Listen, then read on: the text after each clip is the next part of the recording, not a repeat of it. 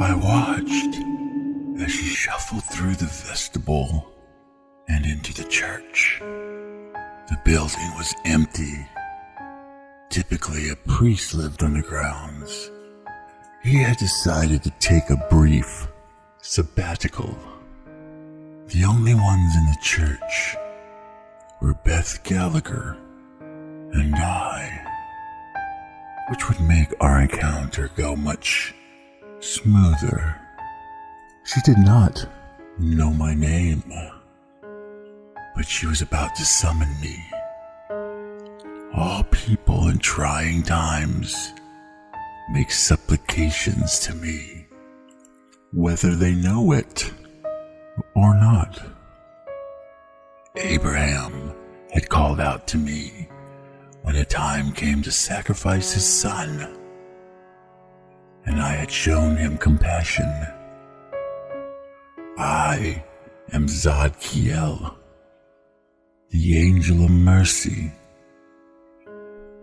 Beth had fallen on hard times since the curse had been laid upon her a few years back. One of her legs had been broken in a car accident years ago, and it never healed right. She was covered in carbuncles that tore open and wept pus at the slightest movement, which stung like salt poured onto a wound. Her musculature had been degenerated by wasting diseases. She had been living on a friend's couch for the past month, but they were about to kick her out, and she knew it. She had nowhere else to go, as people always do in these situations. She turned to faith. Her faith was nothing spectacular. Like many, she had lost it in her youth. She had become disenchanted with the world, and it soon spread and contaminated her faith. It didn't take long before it rotted to the core. She knelt in the first row and made the sign of the cross. I silently touched down a few rows behind her. She hadn't become aware of my presence yet. I heard the words, though she wasn't speaking them loud. Even if they weren't actually audible to me, they came out like desperate screams. I need help. I don't know how it got to be so bad or what I have done to deserve this, but I can't take it anymore. My friends are gone. I'm about to be homeless, and every moment of my life is spent in fear and agony. I'm at my limit. I don't know if you even exist, but if you do, why? Why are you doing this to me? I need your help. I can help you. Beth whirled about in the direction my voice was coming from. I slowly began to materialize in front of her. If I were too sudden in my appearance, I would startle her and maybe even send her running from the church. I had once looked resplendent, like one of the heavenly hosts. But my time amongst the living had begun to take its toll on me. My skin was beginning to gray and turn molted. Feathers had begun to fall off my wings, revealing pale, almost translucent flesh beneath.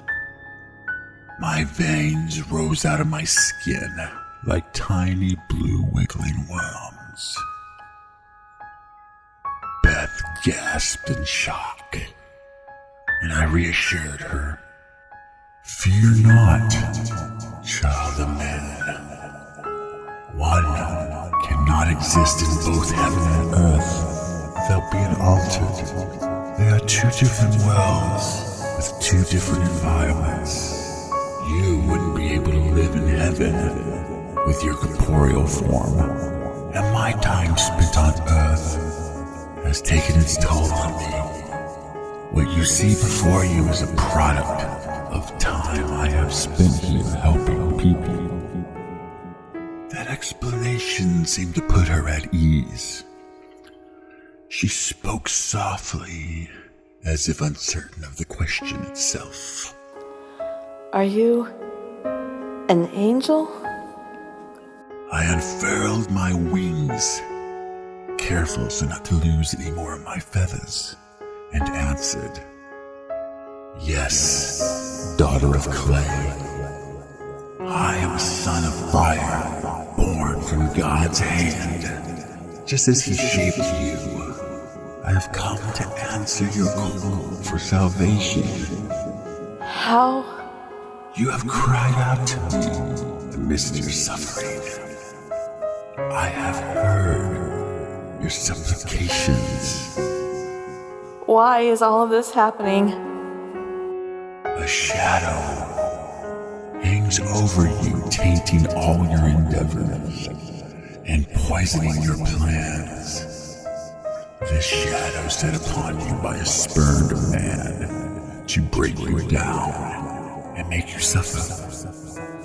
You rejected him, and in his scorn, he called forth an infernal entity to visit tragedy upon tragedy on you. She sat down as if the revelation was too much for her. She wept into her roughed and calloused hands. A sore on the corner of her mouth dribbled out a viscous straw-colored fluid that mingled with her tears. I stood in the aisle, waiting for her to regain her composure.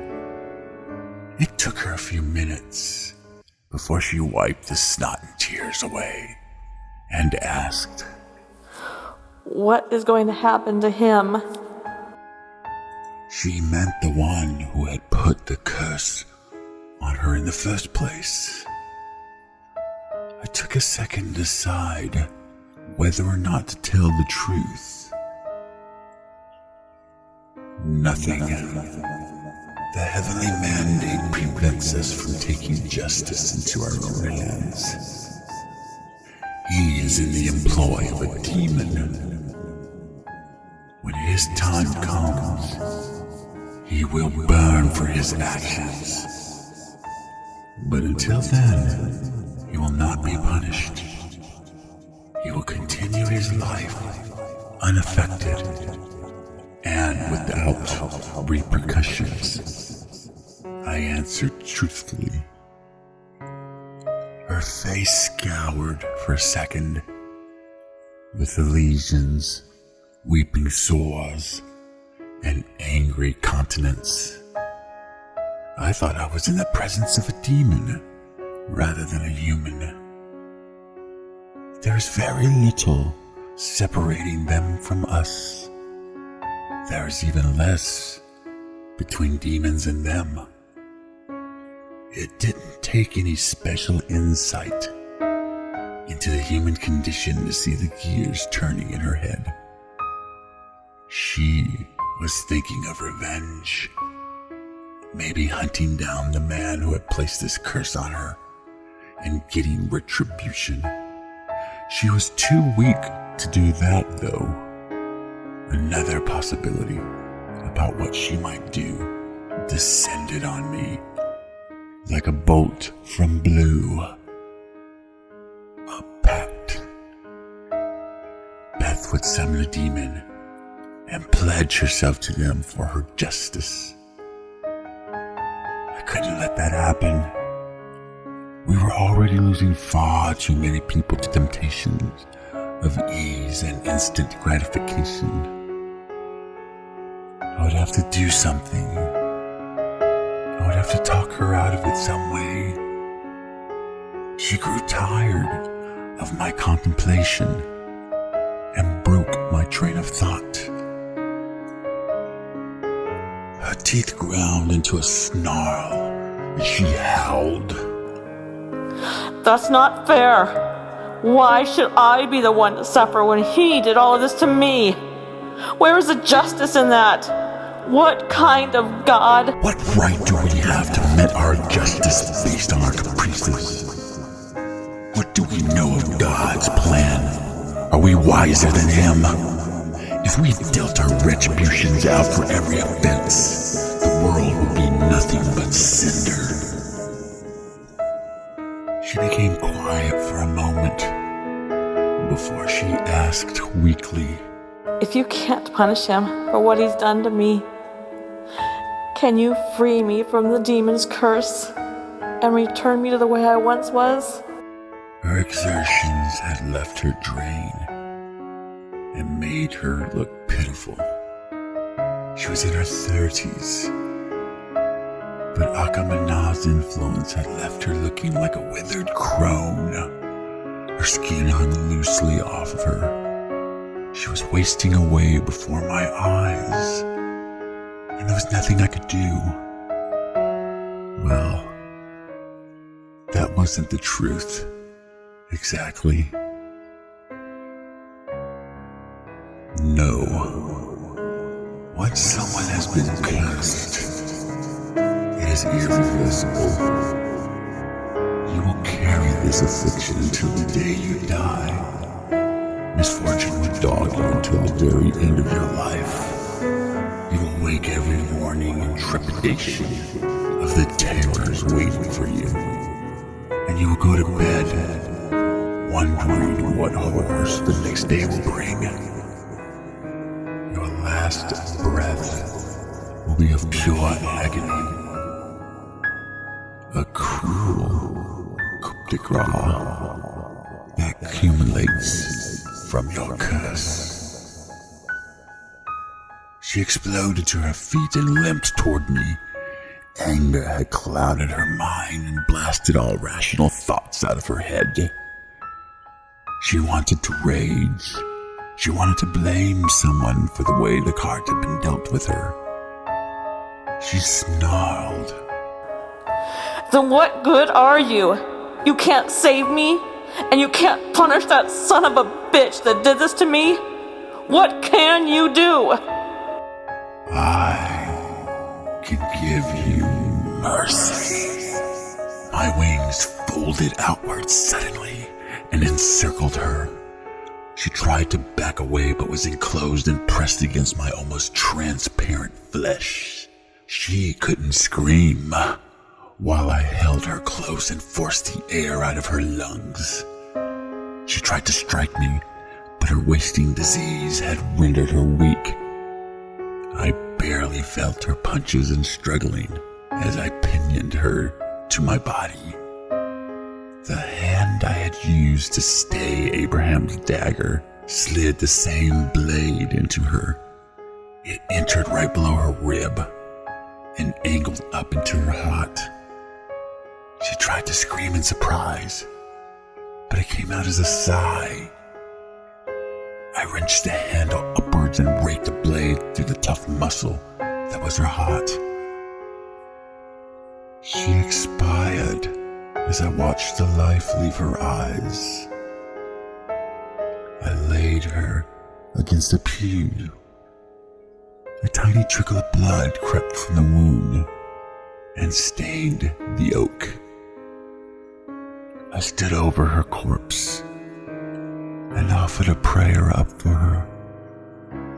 Her suffering was finally over. I had freed her from the demon's blight. There was no other way.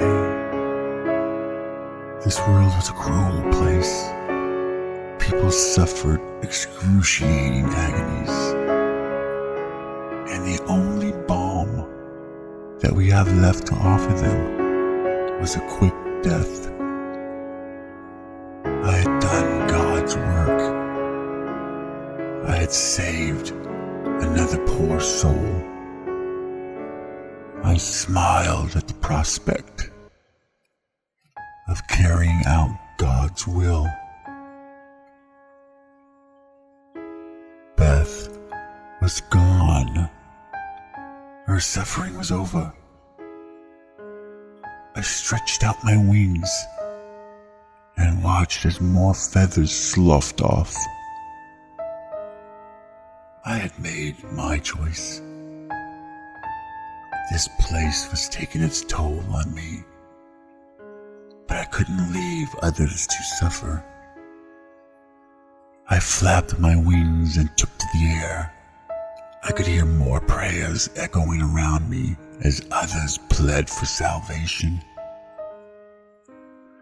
There were more I could save, and I intended to save as many as I could. They all needed my mercy.